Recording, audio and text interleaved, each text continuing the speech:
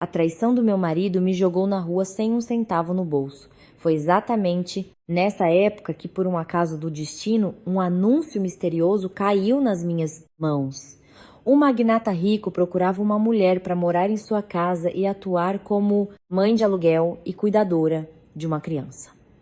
Pouco tempo depois, meu ex-marido ligaria dizendo que reconhecia seu erro e estava pronto para me aceitar de volta. Mas o menino de quem eu viria a cuidar respondeu por mim. Minha mãe não fez nada de errado. E o telefone caiu das mãos do meu ex-marido, espatifando-se no chão. A garoa fria de inverno em São Paulo não é tão barulhenta quanto as tempestades de verão, mas penetra até os ossos, congelando a alma. 3 anos de juventude, 3 anos de casamento, 3 anos sendo a nora indesejada numa casa alheia. Tudo o que me restou foi uma mala com uma rodinha quebrada que tombava desamparada aos meus pés. Toquei com cuidado a bochecha onde eu havia acabado de levar um tapa. A dor, ardida, ainda não tinha passado, mas comparada ao vazio dentro de mim, como se algo tivesse morrido no meu peito, ela quase não era sentida. Naquela noite, Vitor Carvalho tinha trazido aquela mulher para casa. Ela era mais bonita do que eu e, o mais importante, sua barriga estava arredondada pela gravidez. Minha ex-sogra, a quem eu um dia chamei respeitosamente de mãe, amparava como se fosse um ovo frágil, enquanto me lançava olhares mais afiados que navalhas. Ela me chamou de árvore seca. Disse: já que em tantos anos você não conseguiu me dar um herdeiro, conheça o seu lugar. E deu fora. Vitor estava ao lado, segurando o papel do divórcio que me forçou a assinar. Havia uma arrogância cruel em sua voz.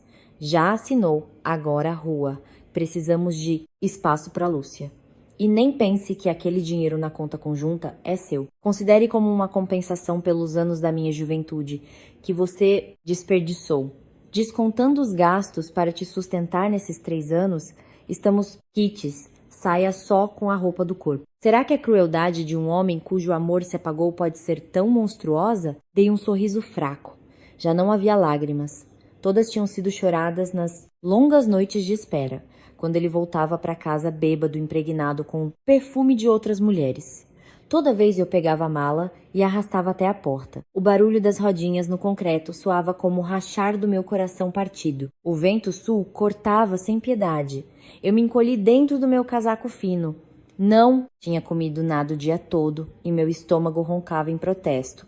Sentei-me no banco de um velho ponto de ônibus. A luz alaranjada dos postes refletia borrada nas poças d'água. Para onde ir agora? Minha cidade natal no interior ficava longe e minha família era humilde. Meu pai tinha acabado de se recuperar de uma doença. Eu não queria voltar para meus pais naquele estado deplorável e causar-lhes dor. No bolso eu tinha apenas algumas centenas de reais. Em São Paulo, isso não pagava nem uma noite num hostel barato. Eu olhava para os carros passando rapidamente e meu coração afundava cada vez mais num peso insuportável. Dizem que o destino de uma mulher depende do marido. Parecia que eu tinha falhado miseravelmente nisso. De repente, um carro executivo preto passou voando. As rodas acertaram em cheio uma grande poça bem na minha frente. E a água, suja, jorrou como um chafariz, encharcando a perna da minha calça e minha velha mala. Eu já ia gritar um xingamento contra os ricaços sem coração. Mas, naquele momento, o vidro do carro se abriu um pouco. Um papel amassado voou lá de dentro e caiu bem aos meus pés. Lixo jogado fora, tão inútil quanto eu naquele momento. Quase o chutei para longe, mas a curiosidade falou mais alto. Me abaixei e o peguei. O papel estava úmido e amassado, mas sob a luz fraca do poste, as letras ainda eram legíveis. Precisa-se de funcionária especial para cuidados infantis. Moradia na residência, alimentação fornecida. Atuação como mãe substituta. Meus olhos grudaram nas palavras moradia na residência. Para mim, sem ter onde cair morta, aquelas palavras brilharam como um colete salva-vidas no meio de um oceano gelado. Alisei o papel molhado no colo e li com mais atenção. Era um anúncio incomum para babá ou governanta. Os requisitos eram muito estranhos. Fisicamente forte, capaz de suportar alta pressão, não interferir na vida Pessoal, disposta a viver isolada do mundo exterior, salário a combinar, moradia, alimentação e despesas diárias cobertas. No rodapé constava um endereço em um luxuoso condomínio fechado em Alphaville, conhecido por sua exclusividade e segurança impenetrável. Como contato, apenas um número de celular, sem nome do empregador, sem nome de agência. Muito evasivo, muito suspeito. Em qualquer outra situação, eu acharia que era uma armadilha. Mas agora, quando o mundo inteiro tinha virado as costas para mim, quando o frio penetrava até os ossos, o que eu tinha a perder? Olhei para o relógio. Já passava das 10 da noite. O condomínio ficava longe, mas se eu andasse rápido e pegasse o último ônibus da linha intermunicipal, conseguiria chegar à portaria. Um pensamento imprudente passou pela minha cabeça. Por que não tentar? No pior dos casos, eu só perderia tempo. No melhor, passaria pelo menos aquela noite debaixo de um teto, e não num banco congelante. Respirei fundo. O frio inesperadamente clareou minha mente. Levantei-me, agarrei a mala e caminhei a passos largos para a parada. A decisão estava tomada. Faria minha última aposta naquele jogo do destino. O condomínio em Alphaville era totalmente isolado do caos da cidade, atrás das árvores altas que balançavam com o vento. Escondiam-se mansões silenciosas. Os enormes portões de ferro preto que surgiram diante de mim lembravam a entrada de um castelo enfeitiçado, de contos de fadas, só que sombrio e deserto. Toquei o interfone e o som estridente rasgou o silêncio. Um tempo depois, uma porta menor se abriu rangendo e surgiu um homem mais velho, com jeito de mordomo, vestido com uma precisão impecável, mas com o rosto vincado pelas rugas dos anos. Ele me mediu dos pés à cabeça, com um olhar atento e levemente surpreso. Quem é a senhora? A voz dele era grave e um pouco rouca. Estendi o papel amassado. Boa noite. Eu vi o anúncio e vim sobre a vaga de emprego. O mordomo olhou para o papel, depois para a barra da minha calça suja e molhada e para a minha mala patética. Balançou a cabeça de leve e suspirou o suspiro de pessoas que já viram muitas decepções e há muito deixaram de ter esperanças. Mas ainda assim, deu um passo para o lado. Entre o patrão está em casa, só aviso para não criar expectativas. Esta semana já vieram umas 10 pessoas para a entrevista e nenhuma aguentou. O aviso dele me deu calafrios, mas minhas pernas andaram sozinhas. Além do portão, estendia-se um pátio enorme de pedras cinzentas. O gramado estava perfeitamente aparado, mas sentia-se ali uma ausência de vida, uma esterilidade. Diante dos meus olhos, erguia-se uma mansão imponente, mas com as cortinas pesadas fechadas em todas as janelas, como se propositalmente se isolasse de qualquer luz ou alegria. Deixei a mala na entrada e segui o mordomo até a sala. Assim que cruzei a soleira, senti o ar pesar no meu peito. Não era calor, não, era abafamento, era um peso, o peso de emoções reprimidas. Da sala de jantar veio o som de louça quebrando, um grito, seguido por um choro de criança, dilacerante, desesperado. O mordomo correu assustado para lá, esquecendo-se de mim. A curiosidade e a aflição me puxaram atrás dele. A cena que se abriu diante dos meus olhos me fez prender a respiração. No chão, cacos de um prato e mingau espalhado. Um homem de camisa branca com as mangas dobradas apoiava as duas mãos na mesa. As costas estavam levemente curvadas, sob o peso invisível de noites em claro e desespero. Debaixo da mesa de jantar, encolhido como um tatu, estava um menino magrinho de uns 4 anos, não mais que isso. Grandes olhos escuros olhavam com pavor, mas neles ardia uma resistência teimosa. O menino apertava contra o peito um robô de brinquedo, como se fosse seu último escudo contra um mundo terrível. O homem levantou a cabeça. Traços faciais bem definidos, olhos fundos e um cansaço mortal neles. A barba por fazer. A voz grave e implorante. Arthur, por favor. Só um gole. Só um, senão vou ter que te levar para o hospital para tomar soro de novo.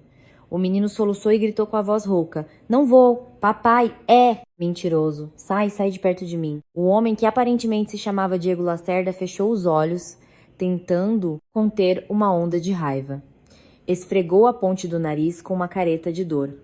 O mordomo deu um passo à frente, mas Diego dispensou com um gesto e com a voz, sem o menor traço de paciência, disparou: "Seu Nicolau, limpe isso aqui." E a senhora. Ele se virou bruscamente e cravou o olhar direto em mim, que estava parada na porta. Um olhar sem uma gota de interesse, apenas tédio e rejeição. "Nova candidata? Já viu o que está acontecendo aqui?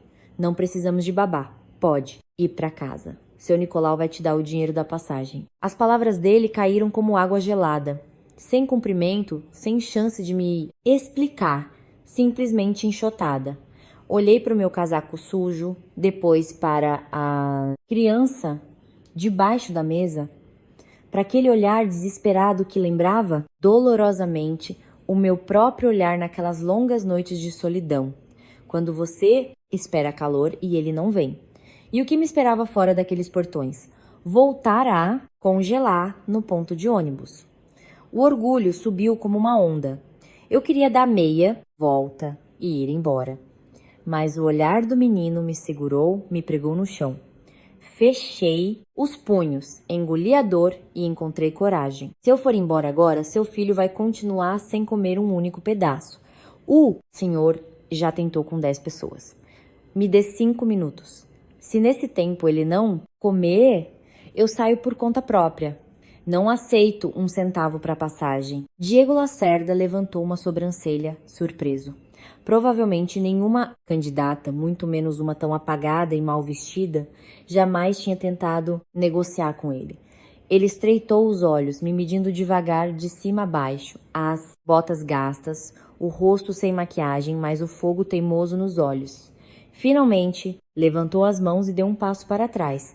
A voz soou desafiadora e cansada. "Muito bem, 5 minutos. Valendo." Na grande sala de jantar reinou um silêncio, interrompido apenas pelo tic-tac do relógio de parede. Respirei fundo, acalmando o tremor nas mãos e me aproximei lentamente da mesa. Não tentei puxar a criança à força, nem fiquei pairando sobre ela. Fiz algo que possivelmente ninguém naquela casa fazia. Sentei-me direto no chão frio e fiquei no mesmo nível do menino. Debaixo da mesa era escuro e apertado, mas para ele era a única fortaleza. Seu último canto, seguro. Arthur me olhava com olhos escuros e desconfiados, apertando o robô como um ouriço que levanta os espinhos para proteger seu território. Não o apressei, nem tentei convencê-lo a comer. Apenas fiquei observando o brinquedo em silêncio. Era um super-herói que se transformava. Faltava um pedaço no braço de plástico. Comecei a falar em voz baixa, para que só nós dois escutássemos. "Olha só, seu companheiro está ferido. Esse braço deve estar doendo muito. Se não carregarmos a energia dele, ele não vai conseguir se transformar para proteger a Terra." Os olhos escuros vacilaram. A curiosidade infantil é a arma mais poderosa contra qualquer defesa. O menino olhou para o robô, depois para mim, os lábios ainda firmemente cerrados. Puxei o prato com o mingau intacto, peguei um pouquinho na colher, mas não levei a boca da criança, e sim a do robô. Minha voz ficou solene, como a de alguém numa missão importantíssima. "Eu sou a Agente V, doutora do planeta Sirius. Cheguei com uma carga de energia especial para guerreiros feridos. Soldado, abra a boca, receba a carga. Precisamos de recuperação imediata." Levei a colher até a boca do robô e antes que o menino pudesse reagir, coloquei-a rapidamente na minha própria boca e engoli. Uau, comeu rápido. A energia já está se espalhando pelo corpo todo, mas se o comandante estiver sem forças, quem vai liderar o robô na batalha? Comandante, você também precisa se recarregar. Arthur não tirava os olhos de mim. A desconfiança nos olhos perdeu um pouco da força. Havia uma clara batalha dentro dele, a fome contra o seu pequeno orgulho. Peguei mais uma colherada e levei até os lábios dele. com o olhar de um general de quem depende a salvação do planeta. Comandante Arthur, as tropas aguardam suas ordens. Receba a carga, pelo menos um pouquinho.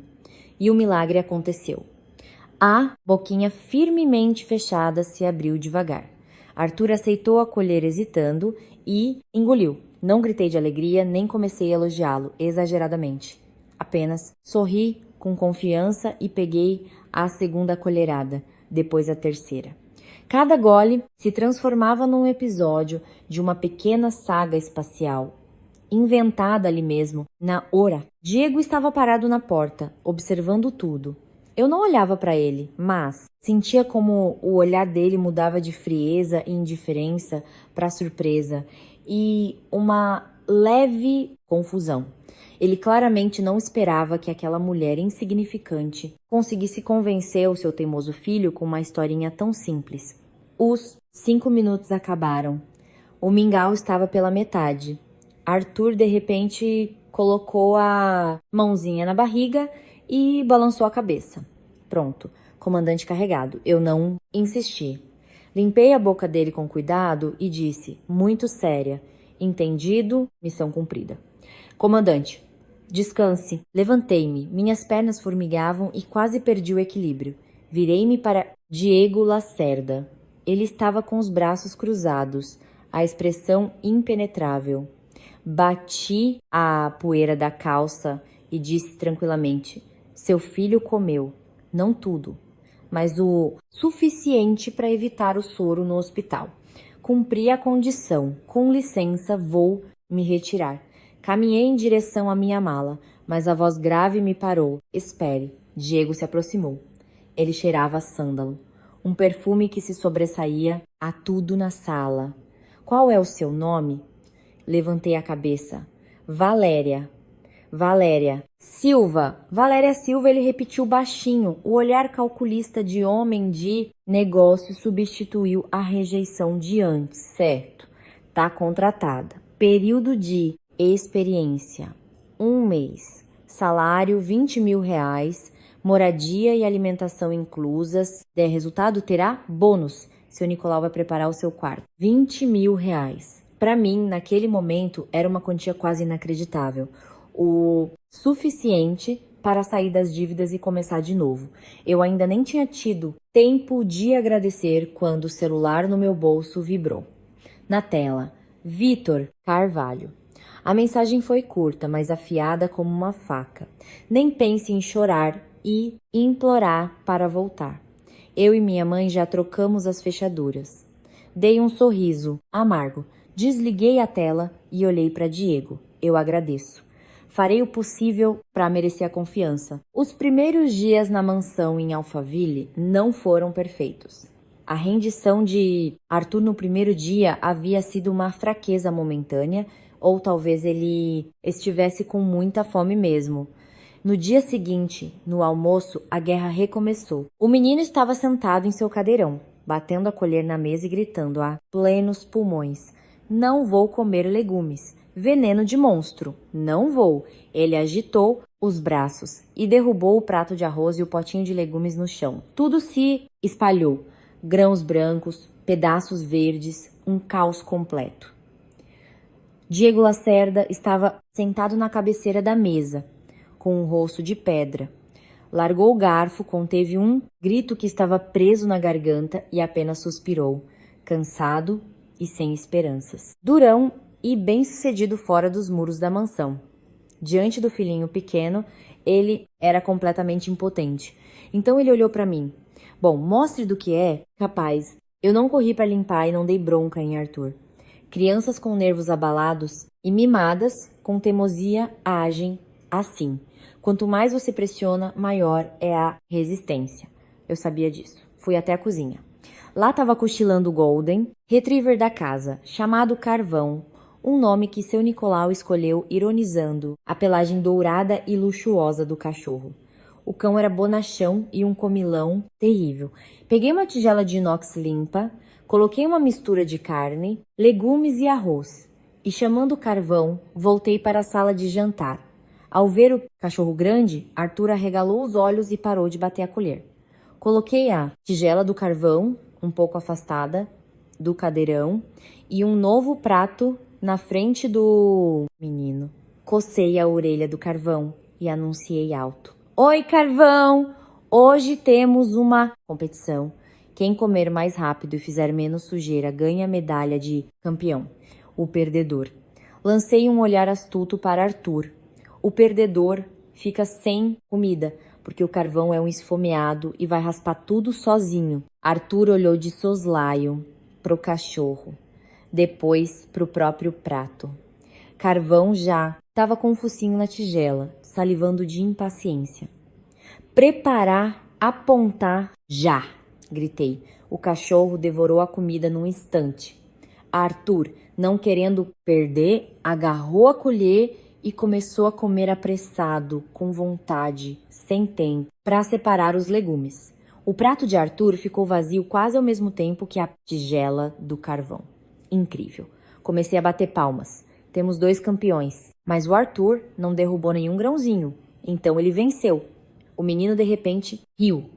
Uma risada aberta, de boca cheia, com as bochechas rosadas e o ar saciado. Foi a primeira vez que ouvi aquela risada desde que passei pela porta da mansão. Diego levantou-se e passou por mim. Ele não disse obrigado, mas quando parou na porta e olhou para o filho, que agora se esticava para fazer carinho no Carvão, os cantos dos lábios dele tremeram levemente. Ele afagou a cabeça do cachorro e deu um sorriso bem discreto, achando que ninguém via. Naquela mesma noite, enquanto eu guardava minhas coisas no meu pequeno quarto, o telefone voltou a vibrar. Vitor. Hesitei, mas abri a mensagem. Volta. Minha mãe diz que se você reconhecer o erro, pedir perdão de joelhos e aceitar a Lúcia, a gente pode conversar sobre a sua volta. Mulher largada ninguém quer. Para de se fazer de orgulhosa. Cada palavra espetava como agulha, não de tristeza, de nojo. Quem ele achava que eu era? Uma coisa velha que você joga fora e depois pega de volta. Lembrei-me da risada de Arthur no almoço. Lembrei de como ali, numa casa de estranhos, eu sentia que servia para alguma coisa. Respirei fundo e bloqueei o número do Vitor de vez. 3 dias depois, seu Nicolau veio me avisar que o patrão estava me chamando no escritório. O escritório de Diego ficava no 2º andar, cercado por madeira escura e estantes de livros até o teto. Economia, política, literatura, austeridade e inteligência em cada detalhe. Diego estava sentado atrás de uma mesa maciça. A luz da janela desenhava claramente seu perfil bonito, mas solitário. Sente-se, ele apontou para a poltrona em frente. O tom era contido, mantendo distância. Sentei-me com cuidado na beirada, cruzando as mãos no colo. Será que fiz algo errado? Ele colocou uma pasta fina na minha frente. Na capa estava escrito contrato prenupcial. Olhei para o papel, depois para ele. O que isso significa? Sabe ler? Diego perguntou secamente, encostando-se na cadeira e cruzando os braços. Seu olhar parecia um lago profundo e silencioso. Preciso de uma esposa. O Arthur precisa de uma mãe. Mês que vem ele vai passar por entrevistas para um colégio de elite. Exigem a presença dos 2 pais. Eles investigam rigidamente o histórico familiar. Fiquei sem palavras. Mas por que eu? Você pode encontrar alguém mais jovem, mais bonita, com mais estudo. Diego deu um meio sorriso cínico. Eu não quero as caçadoras de fortunas. Preciso de alguém que consiga alimentar o Arthur e abrir o coração dele. Você fez isso. E também preciso de um escudo contra as armações da minha família. Tenho nojo de casamentos por interesse. Ele fez uma pausa e voltou a falar com o mesmo tom que devia usar para fechar contratos milionários. Eu sei da sua situação. Divorciada, sem um centavo, sem teto, sem renda estável. O ex-marido incomodando. Assine, receba um excelente salário e tenha uma vida confortável. Ele se inclinou para frente, baixando a voz para um tom perigosamente calmo. E eu ajudo você a recuperar o que te tiraram, ou pelo menos faça aqueles que te humilharam se arrependerem. A oferta era tentadora demais e assustadora demais. tocava exatamente em todos os meus pontos fracos. Mas ainda me restava um pingo de bom senso. Além de cuidar do Arthur, que mais eu tenho que fazer? Primeiro, o cuidado com o menino é prioridade, ditou Diego. Segundo, em público e na frente da família, fingir ser uma esposa feliz. Terceiro, não se intrometer na minha vida pessoal. E o mais importante, o olhar dele ficou cortante. Nunca suba ao terceiro andar. É área restrita. Quebre a regra e o contrato é cancelado imediatamente, com você pagando uma multa colossal. O terceiro andar. Lembrei-me de como o seu Nicolau desconversava sobre esse assunto desde a primeira noite. Aquela casa, aquele homem, tudo envolto em mistérios. Mas olhando para minha situação, cheia de dívidas, sem perspectiva, eu tinha outra escolha? Peguei a caneta. Minha mão tremeu um pouco, mas a assinatura saiu firme. Aceito. Diego assentiu e recolheu o contrato. Ótimo. A partir de hoje, somos parceiros. Parceiros. Uma palavra muito fria para o que chamam de casamento. Saí do escritório com o coração pesado, sem saber aonde aquela decisão me levaria. A assinatura no cartório foi tão burocrática quanto renovar o documento do carro. Sem alianças, sem flores, sem festa. Apenas 2 assinaturas em um papel, sem graça. Assim me tornei a esposa legal de Diego Lacerda, o enigmático CEO do Grupo Lacerda que eu conheci há menos de uma semana. Depois do cartório, ele me estendeu um cartão de crédito preto, sem limite. Compre roupas, joias, para que não digam que deixo minha mulher passar fome. Ele disse isso com a indiferença de quem joga moedas na caixinha de gorjetas. Peguei o cartão, pareceu inesperadamente pesado. Ele achava que eu ia correr para o shopping Cidade Jardim e esvaziar as lojas de grife, como suas antigas candidatas. Devolvi o cartão. Não preciso.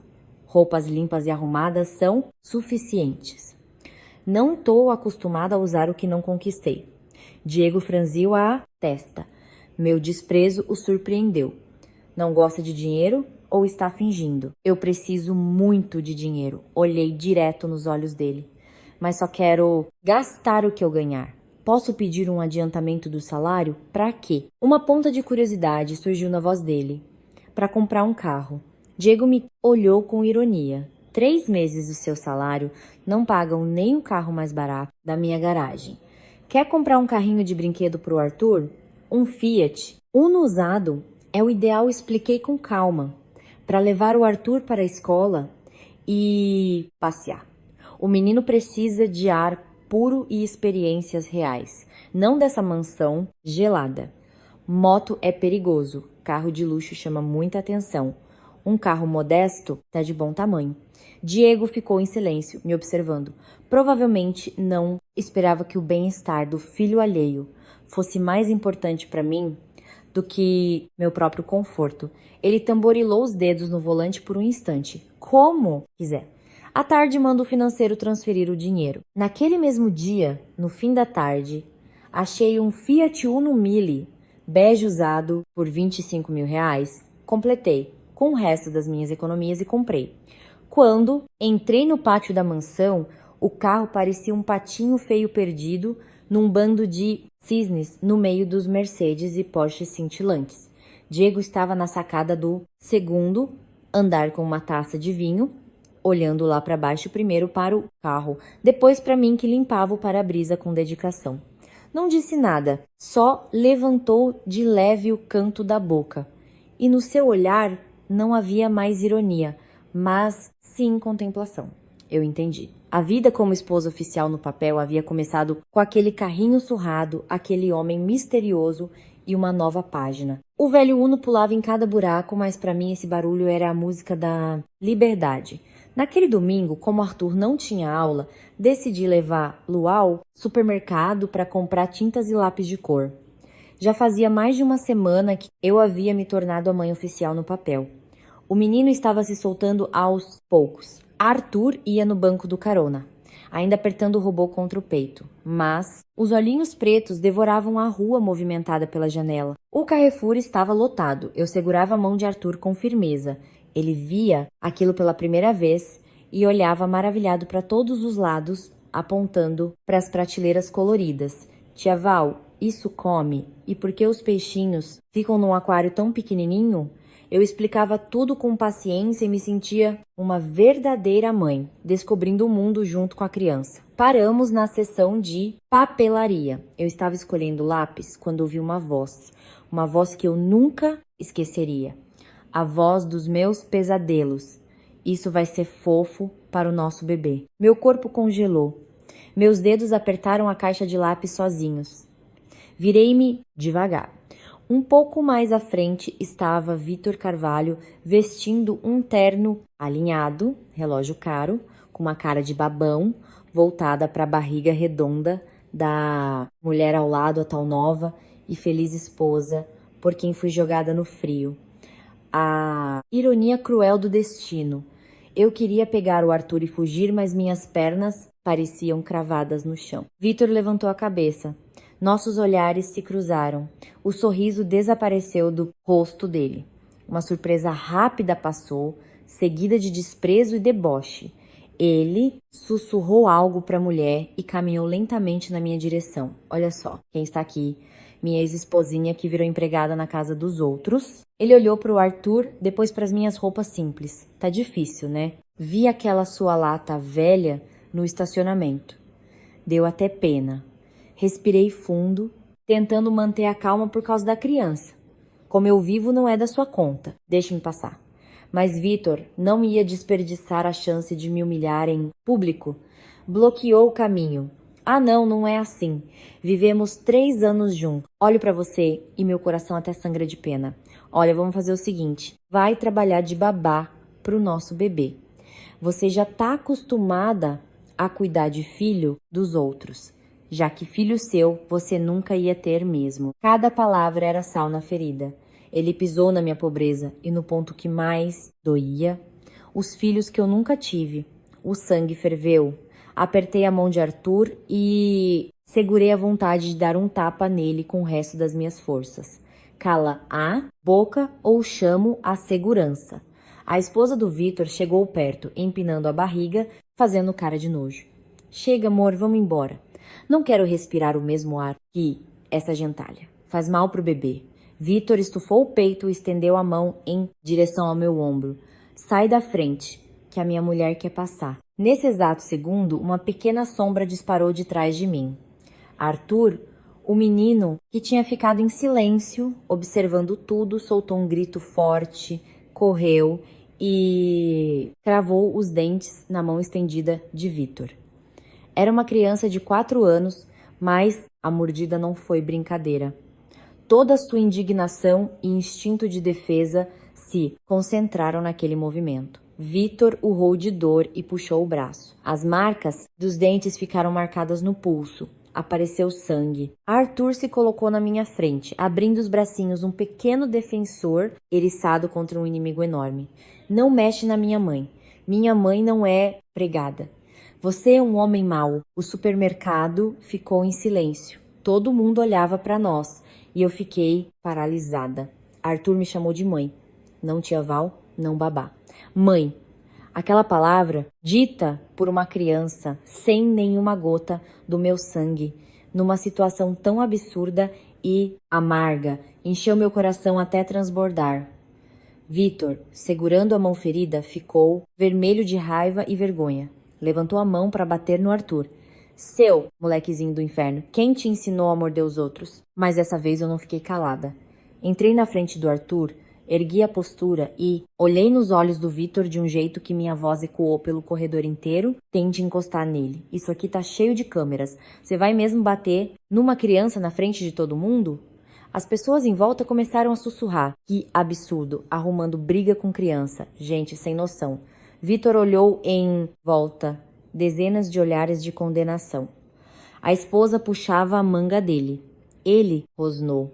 A gente ainda vai se esbarrar. Isso não vai ficar assim. E saiu, debaixo do fogo cruzado de olhares, curvado de vergonha. Os seguranças chegaram quando já tinha acabado. Agradeci e levei Arthur para a saída. Perdi a vontade de comprar qualquer coisa. No carro, percebi que as mãozinhas dele tremiam. Cobri as mãos dele com as minhas e fiz carinho. Passou. Você ficou com medo? Ele levantou os olhinhos cheios de lágrimas, mas a voz soou quase firme. Não fiquei. Ele é mau. Tia Val, quer dizer mãe, não tenha medo. Quando eu crescer, vou te defender. Não vou deixar ninguém te machucar. As lágrimas caíram. Abracei-o e chorei alto. Quando foi a última vez que um homem mesmo, um de 4 anos, prometeu me proteger? Uma mãe e um filho não precisam ser ligados pelo sangue. Às vezes o laço nasce quando 2 almas solitárias se enxergam e cuidam uma da outra. Ao voltar para a mansão, tentei esconder os olhos inchados, mas o arranhão na mão do Arthur, causado pelo zíper da jaqueta do Vitor na confusão, e minhas pálpebras vermelhas não escaparam a Diego. Ele largou os papéis. O que aconteceu? A voz era baixa, mas não admitia evasivas. Tentei amenizar. Mas seu Nicolau, que estava logo atrás guardando as compras, contou tudo como tinha sido. Quando ele terminou, o rosto de Diego escureceu. Pareceu que a temperatura em volta dele tinha caído vários graus. Ele se levantou em silêncio, foi até o escritório e fechou a porta. Pouco depois, ouvi a voz dele de lá de dentro. Fria, de aço, implacável. Levantem tudo sobre Vitor Carvalho, CEO da Medtech Brasil. Qualquer irregularidade, qualquer detalhe, tudo. E congelem imediatamente todo o fluxo de caixa dos projetos dele. Agora, eu estava petrificada. Pela primeira vez, vi sua verdadeira força. Sem alarde, sem histeria, apenas uma ação fria, precisa e irreversível. Ele estava com raiva por mim ou protegendo a própria reputação. Fosse o que fosse, uma onda de gratidão tomou meu peito. No jantar daquela noite, algo mudou. Diego observava Arthur comer animado. O menino estava com muita fome hoje. De repente, Diego pegou um pedaço de salmão assado e colocou no meu prato. Seu Nicolau paralisou. Eu também. Em todo o tempo que estava ali, era a primeira vez. Coma ele, ordenou baixinho, desviando o olhar. Você não precisa mais dirigir aquele carrinho, acrescentou depois de um tempo. Você é minha esposa. Você me representa em público. Não dê motivo para os outros te humilharem. Humilhar você é me humilhar. Olhei para o peixe no prato, depois para o perfil frio dele. As palavras ainda soavam como uma ordem, mas escondiam algo acolhedor. Obrigada, respondi baixinho. E o jantar daquela noite me pareceu especialmente saboroso. Poucos dias depois, enquanto Arthur e eu montávamos um castelo de blocos, Diego voltou para casa com um envelope dourado na mão e colocou na mesa na minha frente. Próximo sábado, esteja pronta. Jantar de gala beneficente com a elite paulistana. Peguei o convite. Letras brilhantes em relevo, papel pesado. Um mundo onde eu achava que jamais teria permissão para entrar. É obrigatório ir? Nunca fui a eventos assim. Posso envergonhar você. Não precisa fazer nada de... Mas ele disse calmamente.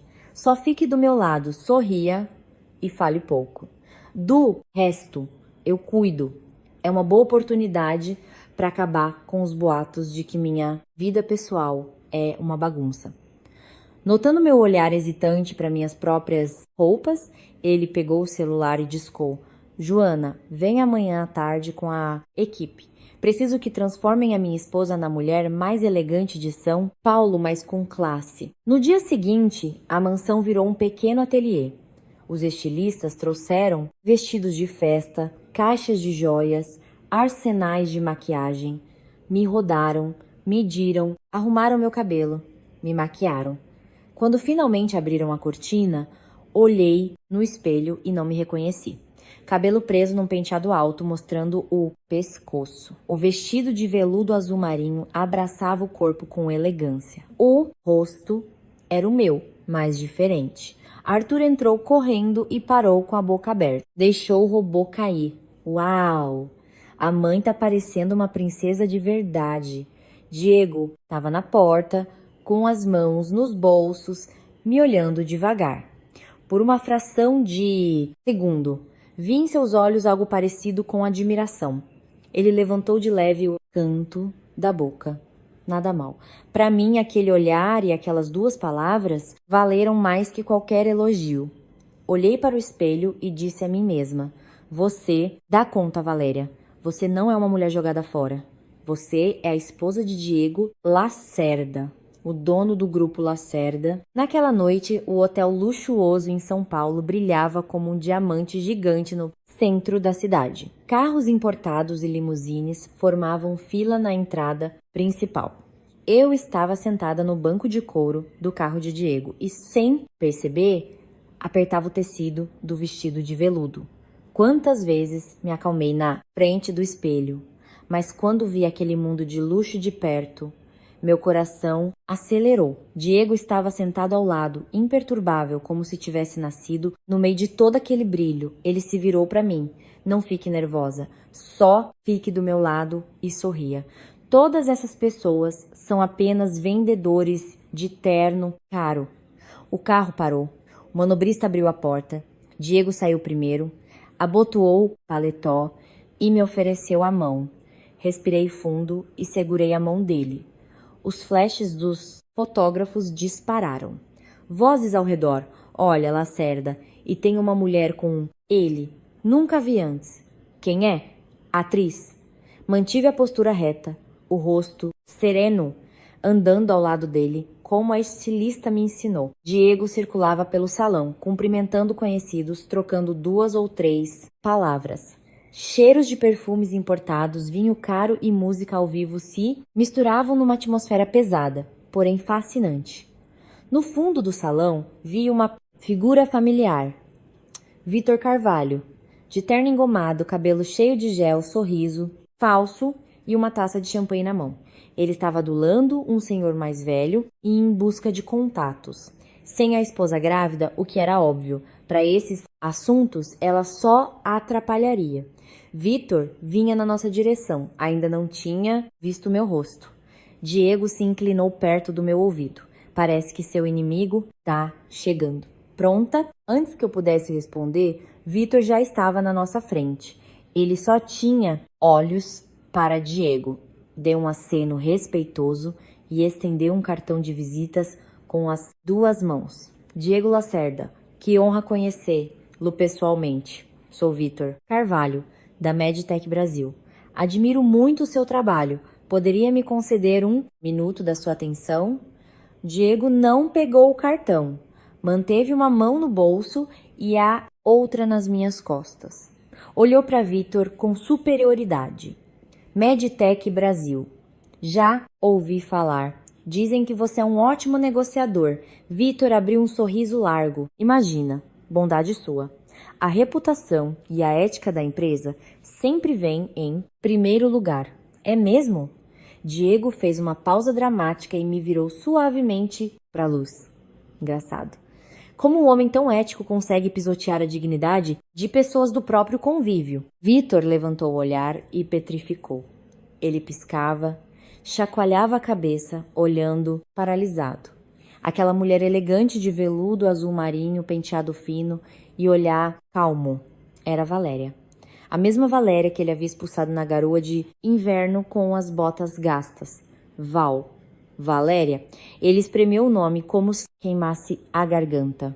Você. O que está fazendo aqui? A surpresa deu lugar a algo sombrio, ciúme, orgulho ferido e confusão. Na cabeça dele, a mulher, largada e pobre, não combinava com aquele salão, ao lado do homem mais poderoso da cidade. Concluiu rapidamente que eu era uma amante bancada. Esquecendo-se da presença de Diego, deu um passo e segurou meu pulso. Ah, então é isso. Mal saiu de casa e já arrumou um velho rico para te bancar? Como entrou aqui? Com quem teve que dormir para conseguir o convite? Vá embora, não me envergonhe. Aqui. Dei um passo para trás, por instinto, mas Vitor avançou. Colocou um vestido bonito e acha que virou madame. Pode pintar o que for, vai ser sempre um Zé Ninguém. Uma voz fria e firme cortou a falação dele. Espere. Antes que os dedos de Vitor me apertassem, outra mão, muito mais forte, agarrou o pulso dele. Diego, ele não fez quase força, só torceu um pouco o braço. Mas Vitor se curvou soltando um gemido abafado. A música no salão pareceu diminuir. Todos os olhares se voltaram para nós. Diego soltou a mão de Vitor com nojo, tirou um lenço do bolso do paletó, limpou os dedos e jogou o pano na bandeja de um garçom que passava. Então deu um passo, colocou-se entre mim e Vitor e falou alto o suficiente para que o salão inteiro ouvisse. Vitor Carvalho, quem você acha que está passando vergonha aqui? Abra os olhos e olhe direito para esta mulher. Ele pegou minha mão, entrelaçou os dedos e levantou, como um juramento. Esta é a minha legítima esposa e senhora do Grupo Lacerda. Insultá-la é o mesmo que me insultar, Diego Lacerda. O salão prendeu a respiração. Depois, uma explosão de sussurros. Lacerda casou? Essa é a esposa dele? E esse cara aí, o ex-marido, jogou fora e não soube dar valor. Vitor estava branco como papel. Os joelhos tremiam, a boca abria e fechava sem som. Esposa? Ela era minha. Diego deu um sorriso frio. Agradeço por não ter tido a capacidade de avaliar esse diamante. Foi graças a isso que eu tive a oportunidade de guardá-lo para mim. Mas a partir de hoje, ela não tem nada a ver com você. E se você chegar perto dela de novo ou falar um A, farei você se arrepender de ter nascido. Eu estava ao lado dele. O calor da mão dele derretia o gelo que eu carregava há tanto tempo. Vitor desabou de joelhos ali mesmo, na frente de centenas de convidados da alta sociedade. Senhor Lacerda, me perdoe, eu que errei. Por Deus. Ele olhou para mim com uma expressão patética, implorando. Valéria, fomos casados por 3 anos. Fala com ele, por favor. Olhei para ele. Não havia alegria vingativa no meu coração. Apenas uma pena amarga. Há 3 anos eu amava esse homem. Diego fez um aceno sutil para seu assistente. O homem imediatamente trouxe uma pasta fina. Diego a jogou na frente de Vitor. Os papéis se espalharam. Casados? Então me explique isso. 3 anos atrás, a sua empresa vendeu um lote de equipamentos médicos defeituosos para um hospital infantil. Um erro nas medições quase custou a vida de vários recém-nascidos. Você abafou o caso com suborno. Entre as crianças estava o filho de um grande amigo meu. Sabia disso? Vitor ficou com a cor de terra. Com as mãos trêmulas, pegou uma folha. Era o laudo de inspeção que ele achava que havia destruído há muito tempo. Eu. O Grupo Lacerda está cortando todas as relações comerciais com a Medtech Brasil. E esses documentos já foram enviados à Polícia Federal e à Receita. Quem lucra com a saúde de crianças e não sabe o que é ética, não tem o direito de pisar neste salão. Diego levantou a cabeça. Seguranças. 2 homens brutamontes apareceram do nada. Vitor gritou, resistiu, implorou, mas foi arrastado para fora. O grito morreu atrás das grandes portas do salão. As pessoas voltaram a respirar. Todos entenderam. Não foi apenas uma cena de ciúmes, foi justiça feita. Olhei para a porta por onde Vitor saiu e senti o peso de anos caindo dos meus ombros. Não pela humilhação dele, mas porque eu finalmente estava livre. Olhei para Diego. Ele me olhava calmo, profundo. Não disse nada, apenas apertou minha mão com mais força. Tudo havia ficado para trás. Quando o jantar terminou, voltamos para casa em silêncio. As luzes da cidade sumiam pela janela. Havia apenas o ronco do motor e a respiração de nós dois dentro da cabine escura. Diego bebeu um pouco além da conta na festa. Depois de acabar com Vitor, vários parceiros vieram cumprimentá-lo com taças cheias. Ele não recusou, mas bebia com uma sensação de vazio. Agora estava encostado no banco de olhos fechados. O rosto levemente corado, a respiração lenta, sem a couraça de homem de negócios. Olhei para ele de soslaio. Ali ele não era o magnata frio, era apenas um homem cansado e solitário. O carro fez uma curva brusca e a cabeça dele escorregou suavemente e pousou no meu ombro. Congelei. Fui afastar, mas parei. Os ombros dele me sustentaram em meio a tanta confusão. Agora era ele quem descansava seu peso no meu ombro pequeno. Endireitei as costas para que ficasse mais confortável. O calor dele passava pelo tecido do terno. Meu coração deu um baque forte. Não era paixão adolescente, era algo calmo, profundo, que se infiltrava na alma. De repente ele se mexeu. Não abriu os olhos, mas mexeu os lábios. Obrigado por ter protegido o Arthur. As palavras caíram no silêncio como uma gota na água. De toda a minha aparição no evento do papel de esposa perfeita. Foi disso que ele se lembrou. Do dia no mercado em que eu e Arthur defendemos um ao outro. Olhei para o rosto dele de perto. Cílios longos que faziam sombra, a pequena ruga entre as sobrancelhas que não sumia nem dormindo. Boa noite. Diego sussurrei, sabendo que ele já não ouvia. Lá fora, as luzes da estrada brilhavam na escuridão, iluminando o caminho de casa. Lá nos esperava o menino. E uma casa que, embora ainda não fosse totalmente de verdade, estava ficando cada vez mais quente. Diego viajou para o Rio de Janeiro por 3 dias para fechar a fusão de uma subsidiária. A mansão gigantesca, sem o dono, parecia ainda maior e mais vazia. Na segunda noite sem ele, outra tempestade desabou. Os trovões rasgavam o céu de Alphaville. De madrugada, ouvi um grito desesperado vindo do quarto do Arthur. Pulei da cama e corri. O menino estava encolhido, o rosto vermelho, suando frio. Delirava. Mãe, não vai embora. Mãe. A testa dele queimava como um forno. O termômetro marcou 39,5 querussi. Acordei o seu Nicolau, peguei antitérmico, comecei a passar pano úmido, mas o remédio não fazia efeito. A respiração ficava cada vez mais pesada. De repente, Arthur sentou-se bruscamente, olhou para o nada na escuridão e saiu correndo como um raio. Arthur, para onde você vai? Ele não desceu as escadas. Correu para cima, para o lugar onde Diego tinha me proibido de ir. O terceiro andar. Dane-se contrato, dane-se multa. Era uma criança. Corri atrás dele. A pesada porta de madeira estava destrancada. Arthur empurrou a porta e caiu de joelhos no chão. Eu o segurei e olhei em volta. Não havia segredos macabros nem esqueletos no armário. Era um quarto grande e vazio, dominado pela dor, no meio uma mesa de homenagens. 2 fotos grandes num porta-retratos. Uma mulher, jovem com olhos brilhantes e o mesmo sorriso do Arthur. Ao lado, um homem com rosto amável. Cheiro de incenso, velas meio apagadas. Mamãe, mamãe. Arthur estendia as mãozinhas febris para a foto. Chorando. Minha garganta apertou. Foi por isso que ninguém podia entrar. Ele queria proteger essa dor ou preservar a paz deles. De repente, um vento gelado soprou nas minhas costas. A luz do corredor acendeu. Virei-me. Na porta estava Diego, encharcado, com a mala aos pés.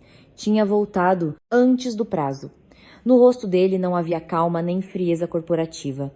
Apenas fúria. E algo beirando o desespero. Quem autorizou a sua entrada aqui?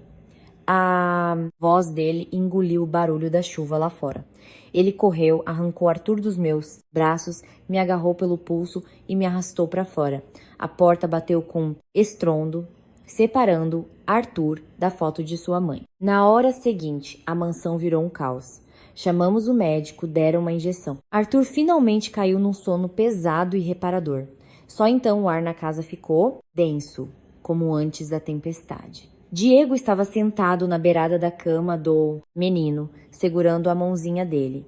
Seus ombros largos tremiam levemente. Naquele momento, não era um magnata todo-poderoso, era apenas um pai diante da dor, algo que o dinheiro não pode resolver. Eu estava parada no canto. O pulso onde ele me apertou estava vermelho. Eu não sentia raiva dele, só compaixão. Coloquei um copo de chá quente na mesa de cabeceira em silêncio. Beba. Você tá molhado até os ossos. Ele levantou a cabeça. Olhos vermelhos, inflamados. Olhou pro chá, depois para mim. A raiva inútil havia passado. Só restou exaustão. Pegou copo, tomou de um gole só e soltou um suspiro pesado. Me desculpe. Eu perdi a cabeça. Não, eu quebrei o contrato.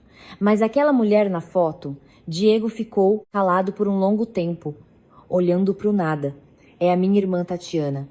Ao lado dela, o marido. Arthur não é meu filho biológico, é deles. Eu já suspeitava, mas ouvir isso em voz alta foi um baque. 4 anos atrás, eles morreram num acidente de carro terrível. Arthur estava no colo dela. Tinha 3 meses. Sobreviveu por milagre. Os parentes do marido logo vieram urubuzar a herança da Tatiana. Eu não podia entregar meu sobrinho para aquela gente. Peguei a guarda, mudei o sobrenome dele e cortei todas as relações com a outra família. Ele apertou os punhos até os nós dos dedos ficarem brancos. O pior de tudo, o assassino nunca pagou. Um motorista de caminhão, bêbado, uma pessoa ajudou infeliz a escapar apenas com uma multa e pena alternativa. Levei 3 anos para descobrir quem foi. Descobri. O tio do seu ex-marido, Vitor. Um delegado, aposentado, cheio de contatos. Levei a mão à boca. O mundo é cruel e pequeno. O que parecia uma coincidência, Vitor, Diego, estava entrelaçado com sangue e dor. Foi por isso que eu comecei a investigar a empresa dele. Para conseguir provas. Ele me olhou com culpa. Me perdoe por arrastar você para isso. Naquela noite, ficamos sentados lado a lado perto da cama do Arthur, acordados. A história dele pesava no meu coração, mas também derrubava o último muro invisível entre nós.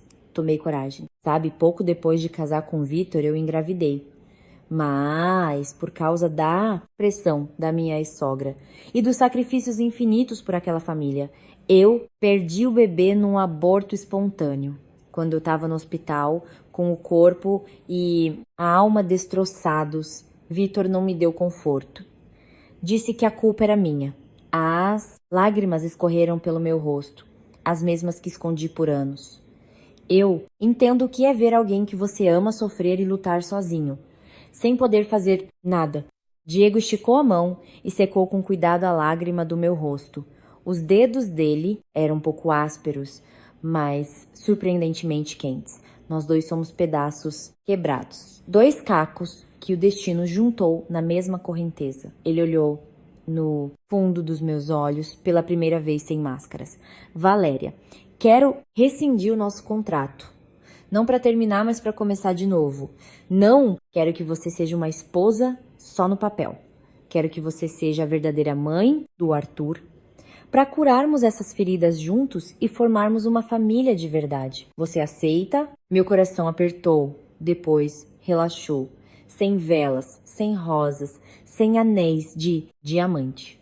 Apenas uma noite de tempestade, um quarto de criança e as palavras mais honestas que já ouvi na vida. Não respondi com palavras, apenas coloquei minha mão sobre a dele e apertei forte. O calor dele se espalhou pelo meu corpo, diluiu a solidão, derreteu o frio. Ele me puxou para perto. Seus braços me envolveram como se tivessem medo de que eu sumisse no ar. Pela primeira vez em anos, achei um lugar onde eu podia simplesmente respirar. Depois daquela noite, nossa vida começou a mudar de forma silenciosa, mas definitiva. Enquanto isso, na cidade, a tempestade caía sobre Vitor Carvalho.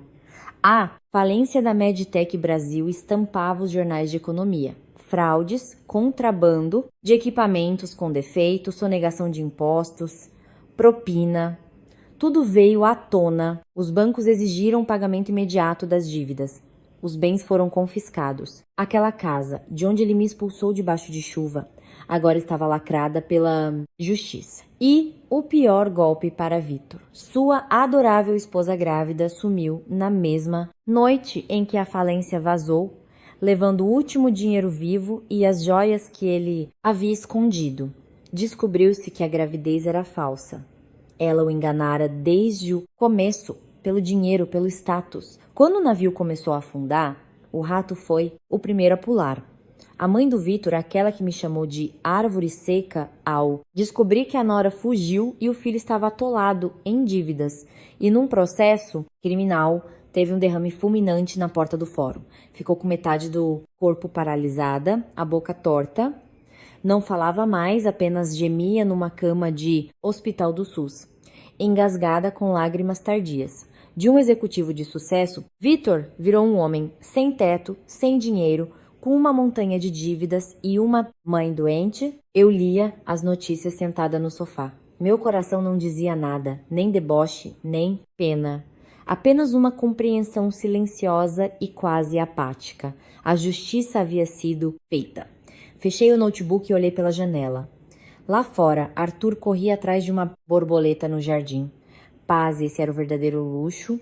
E Vitor e a mãe tinham trocado isso por nada. No fim daquele frio de São Paulo, quando as árvores começavam a brotar para a primavera, peguei o Fiat Uno e fui comprar algumas coisas para casa. Queria comprar ovos caipiras bem frescos para fazer o bolo de cenoura com cobertura de chocolate que o Arthur amava. Assim que virei a esquina, uma sombra pulou na frente do capô. Pisei no freio assustada, pronta para xingar com o vidro meio aberto, mas paralisei. Era o Vitor. Em poucos meses ele envelheceu uns 10 anos. O terno, antes engomado, estava encardido e brilhando de sujeira. A barba, desgrenhada, cobria o rosto, os olhos fundos, avermelhados, exalando um cheiro azedo de álcool. Ele se apoiou no meu vidro e pediu com a voz rouca: Valéria, sou eu. Abre, por favor. Hesitei, mas baixei o vidro mais um pouco e o cheiro de cachaça barata me atingiu. Val, me ajuda. Não tenho mais ninguém. Ele começou a choramingar. Lágrimas escorriam na sujeira do rosto. A minha mãe, ela teve um AVC. O hospital público tá horrível. Preciso de dinheiro para um remédio caro e não tenho um centavo. Tomaram minha casa, meus amigos sumiram. Só sobrou você. Só posso pedir a você. Ele tentou agarrar o vidro com as mãos trêmulas. Vivemos juntos por 3 anos. Lembra? Você não pode ver minha mãe morrer à míngua. Você é boa, me arruma uns trocados, Valéria. Por Deus, uma amargura subiu pelo meu peito. Nem alegria, nem raiva. Algo indescritível. Se afaste do carro, eu disse com um tom reto. A segurança do condomínio vai ver e vai ser pior para você. Os olhos dele brilharam com uma esperança desesperada. Então você vai me ajudar? Você não esqueceu, né, do nosso passado. Não confunda as coisas. Faz muito tempo que eu deixei de ser a sua esposa. Naquela exata noite em que você jogou os papéis do divórcio na minha cara, peguei um caderninho, anotei um endereço rápido e passei pelo vão do vidro. Vitor pegou o papel e fez cara feia. O que é isso? É um asilo beneficente e centro de apoio. Eles têm enfermeiras, remédios básicos, teto e comida de graça pelo governo.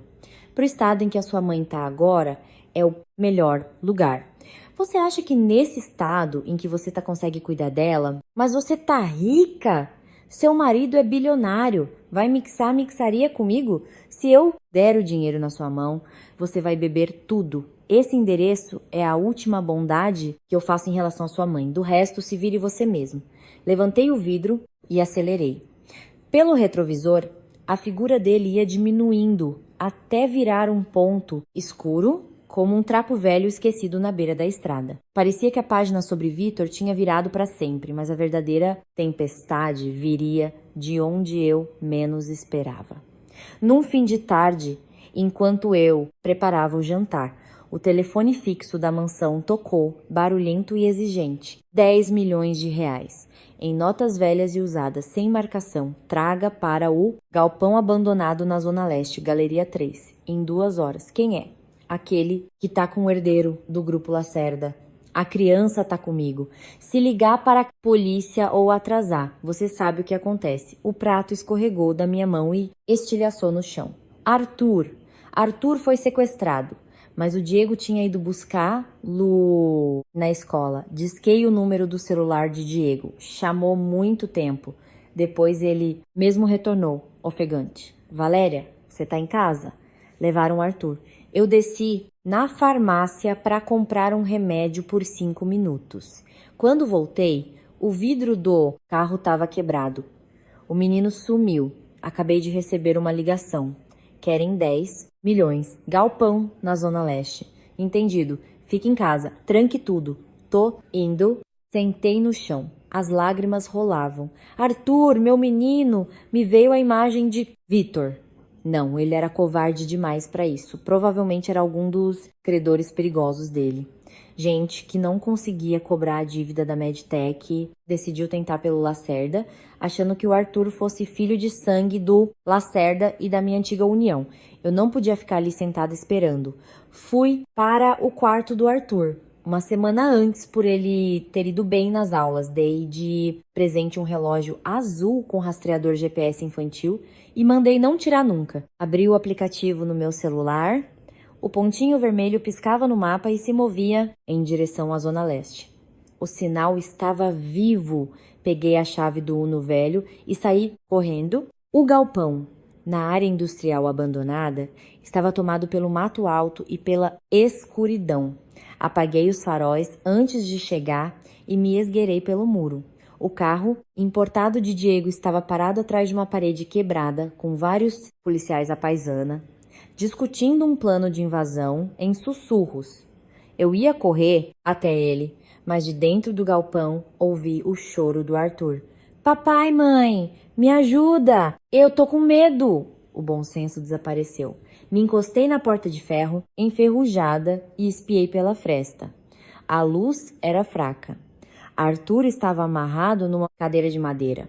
A boca estava com fita adesiva, mas a fita escorregou até o queixo. Andando de um lado para o outro estava um cara gigantesco, segurando um cano de ferro, xingando: cala a boca, pirralho, se o teu pai não trouxer a grana, tu vai pro inferno. Nesse exato momento, Diego arrombou o portão com os policiais. Parado. Solta a criança. Você tá cercado.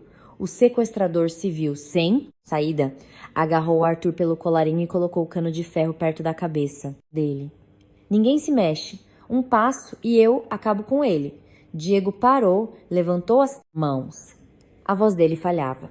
Não machuca o menino. O dinheiro tá aqui. O que você quiser. Só não encosta nele. Mas o bandido já andava para trás, em direção à saída dos fundos, arrastando Arthur. O menino, no impulso, cravou os dentes na mão do sequestrador. Ah, seu maldito! O homem levantou o cano para bater. Não. Eu chutei a porta dos fundos e invadi gritando, me jogando para frente. A distância era curta. Não dava tempo de pensar. Eu simplesmente cobri o Arthur com o meu corpo.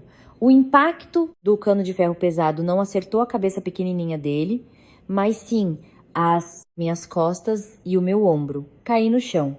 Abracei o Arthur. O sangue ensopava a roupa. Mãe, mãe. O grito dele soava perto e longe ao mesmo tempo.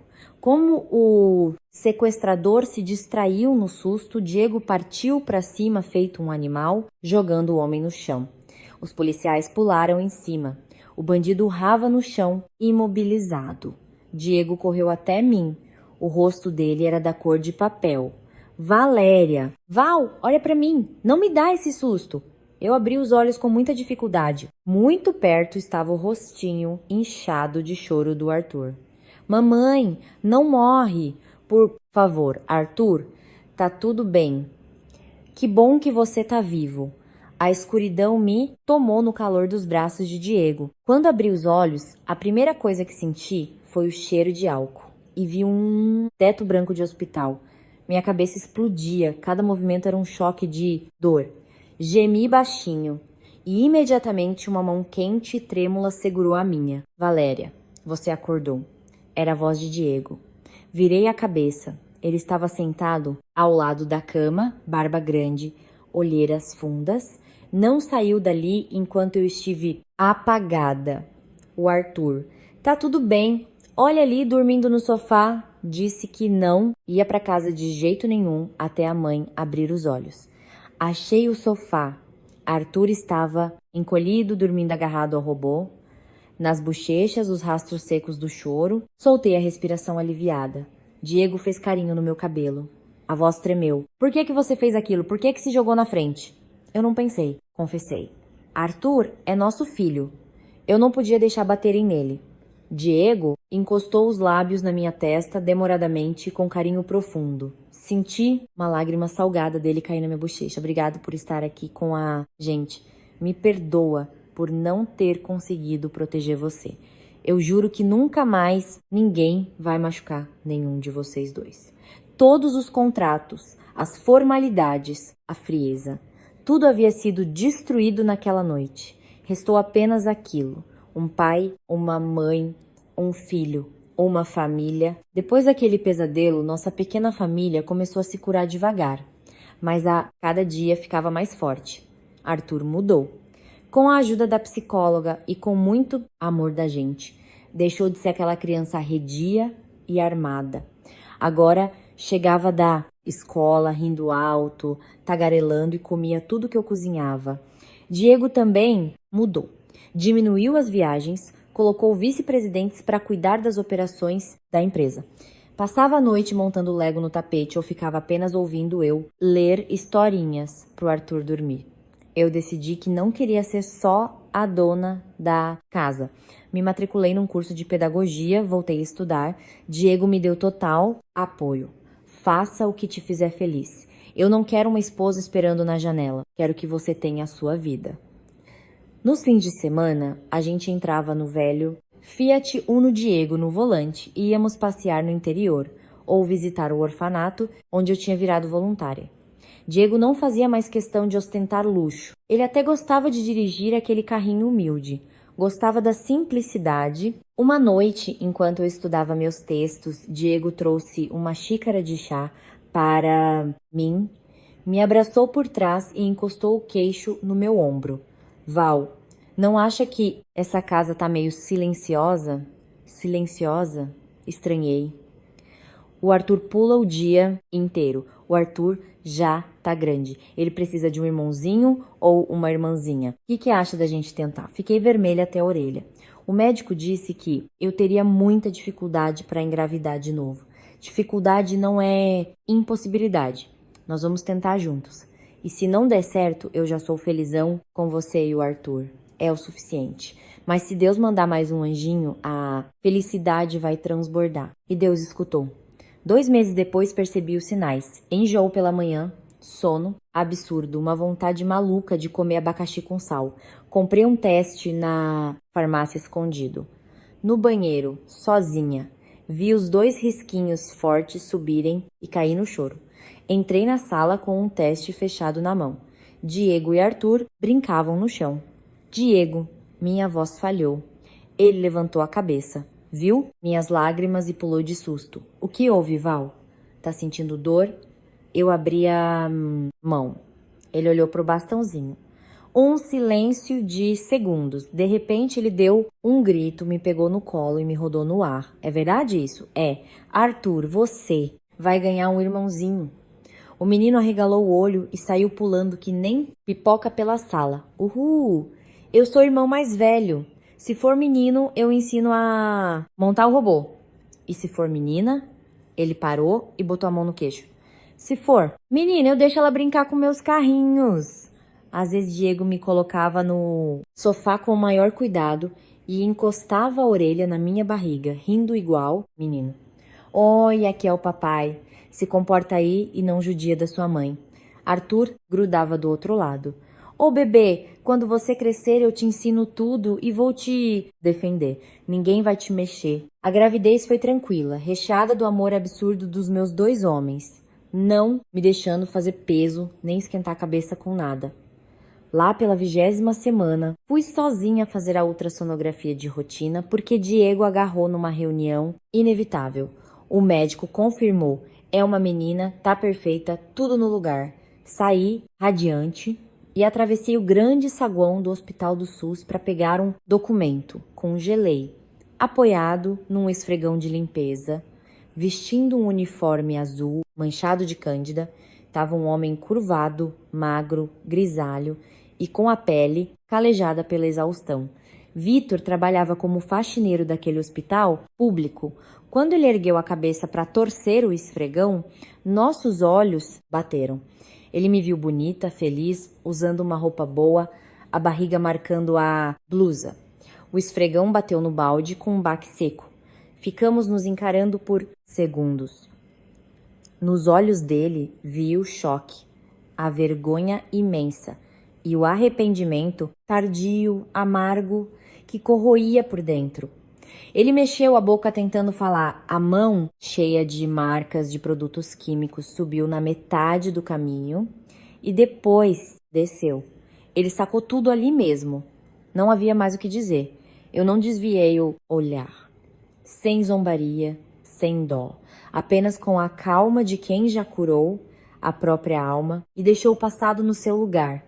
Aquele homem não existia mais na minha vida. Dei um aceno de cabeça bem sutil, do jeito que se cumprimenta um estranho que cruza seu caminho. Virei e saí pela porta dupla de vidro. Senti os olhos dele me furando as costas.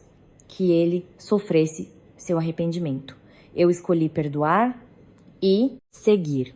Ele escolheu a ganância e a traição. A conta da vida chega, pesada e exata. Naquele mês de outubro, a primavera paulistana brilhou maravilhosamente.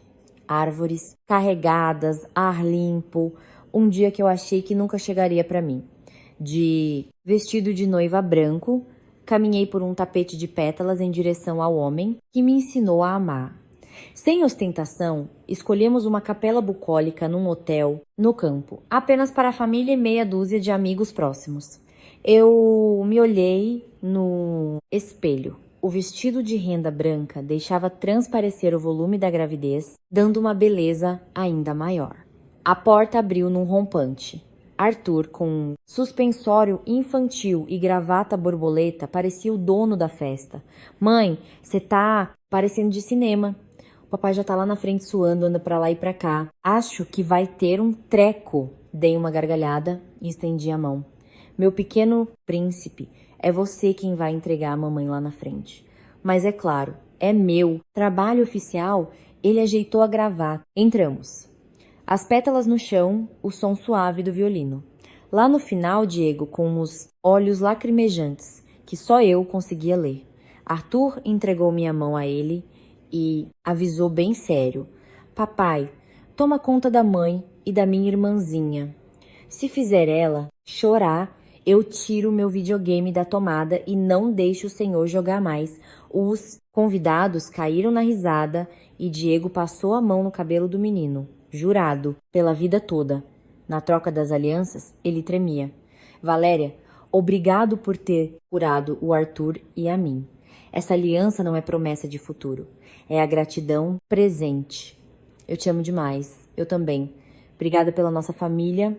Debaixo daquele céu azul, demos um beijo selando um recomeço puro. 3 meses depois, num domingo de muito calor em dezembro, a Sofia nasceu.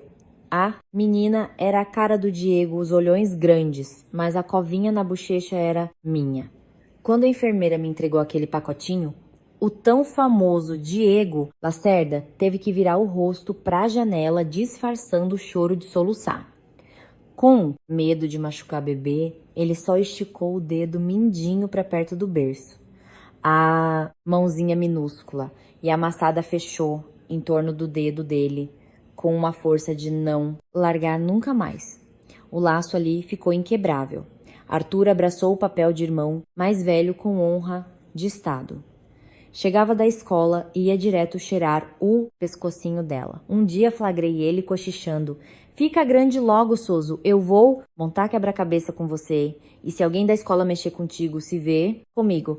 E foi na mesma semana de alegria que fiquei sabendo, por meio de conhecidos da antiga cidade, que a mãe do Vitor havia falecido no asilo.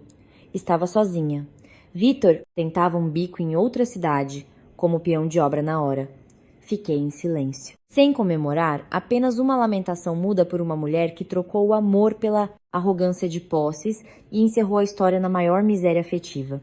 Falei com Diego e nós pagamos um funeral decente de forma anônima para ela. Ele não reclamou, só segurou minha mão forte. À noite, no quarto da Sofia, fechei os olhos e rezei pela alma dela. Pensei no Vitor, no lixo, isolado do mundo. A maior punição da vida já estava paga. Fechei a janela e fui para a cozinha, onde Arthur dava risada e Sofia balbuciava sons felizes com o pai. Os anos passaram. Sofia já andava com suas perninhas redondas espalhando brinquedos pela casa toda. Arthur entrou na terceira série, grande, esperto e carinhoso. O silêncio na mansão morreu. A casa era lotada de bola, bagunça e cheiro de bolo caseiro. Diego Lacerda abriu mão de vez da presidência e virou apenas conselheiro da empresa. Adorava amarrar um avental para tentar fazer picadinho ou deitava debaixo do velho Fiat com Arthur para ensiná-lo sobre o motor, arrancando olhares de surpresa dos vizinhos chiques de Alphaville. Num final de tarde de domingo, eu estava sentada na varanda, batendo no teclado, as últimas linhas do meu primeiro livro, um projeto que batizei de coração de Criança. Contava sobre crianças que são adotadas ou resgatadas de traumas infantis, muito baseado na nossa experiência com Arthur e nos meus dias de voluntariado espalhando empatia e paciência. O cheiro de terra molhada subia do jardim. Sofia vinha correndo desengonçada atrás de Arthur, que diminuía o passo de propósito para ela não chorar de frustração. Diego veio da cozinha com uma tigela cheia de pedaços de manga e colocou do lado do meu notebook, sentando-se, esparramado na cadeira ao lado. Ficou admirando os meninos no gramado. Tá terminando? Perguntou, tocando minha mão. Só falta a última folha das considerações finais. Ele entrelaçou nossos dedos. Sabe de uma coisa, Val? Às vezes parece mentira. Aquela garoa, ponto de ônibus, aquele papelzinho que voou do nada. Se fosse filme, ninguém ia acreditar. Dei um sorriso grande e me encostei nele. Costumo pensar que tirei na loteria acumulada. Fiquei com o bonitão, rico e arrumei mais 2 anjos de brinde. Melhor sorte da vida. Diego deu uma gargalhada solta, me apertou. Que sorte o quê? Eu que ganhei na Mega Sena. Se não fosse você me peitando no meio daquela sala, eu e o menino ainda estaríamos engolidos no escuro. Você é a luz dessa casa. Obrigado por tudo. Deu-me um beijo demorado até que um gritinho vindo da grama interrompeu. Papai! Mãe! A Soso caiu de bumbum, mas nem chorou, tá rindo pra caramba. Vem cá. Nos olhamos e rimos alto. Levantamos e fomos para lá. No jantar, a mesa era a confusão de sempre. Arroz, feijão, bife, farofa. Comida de verdade que dá sustância. Ali não tinha madames ou empresários cruéis. Eu optei por uma vida palpável. Ser mãe, escrever meu livro, fazer trabalho comunitário e amar meu marido. Antes do pôr do sol, enquanto eu fechava o arquivo do livro, olhei para fora de novo. Diego chutava uma bola murcha com Arthur e Sofia. Apláudia. As nuvens no céu. Algumas escuras de chuva antiga e outras rosadas brilhantes com o fim de tarde. A vida é isso. Tem hora que a tempestade bate na nossa porta e desaloja tudo, mas quem sabe escolher a verdade, no meio do desespero chega ao lugar de paz. Eu sobrevivi à pior das noites, ao gelo do inverno e cheguei no meu porto seguro. Não tinha medo do futuro. Por quê? Ao meu lado tinha braços fortes, uma família real e o amor que continuava alumiando tudo ao nosso redor. Suspirei, encerrei o computador e saí pela porta da varanda correndo, indo abraçá-los debaixo do sol. O passado de fato havia passado com todas as suas marcas. O agora, porém, me pertencia por inteiro.